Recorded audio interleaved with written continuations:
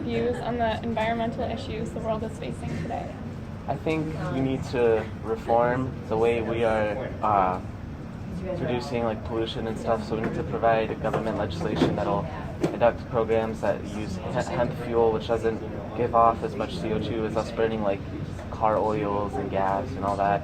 I think we need to tax companies whenever they use heavily pollution ways of getting rid of their waste or too much smoke in the air, because I think we only have one planet, and the planet this country's on, this great country, so we got to keep it going for the future generations so they can enjoy it. Does the wage gap concern you? Yes, it does, because I feel that everybody in here deserves to be equal. It shouldn't be just the man. So I think every female deserves equal pay, so I would provide legislation to enforce that and kind of break corporations' overpowerment over the country and letting everybody else feel unequal. Well, the white man is equal. I mean, is Top Gun. What is your stance on the healthcare system we have?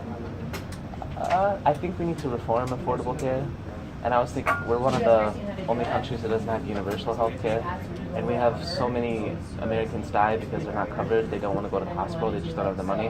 So I think we need to provide a system that would get everybody covered. But in order to pay for that federally, we allow the minimum wage to rise, which allows more people to enter the middle class so they can pay those types of taxes, and then maybe tax the upper class a little more, and so they can pay their fair due. All right. And what type of educational reforms would you make?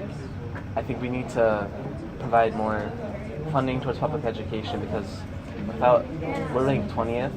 I think with education we can bring our country into greater things. We need to focus more on collaboration and competitiveness brought by Title I and Head Start, not Head Start, Title I.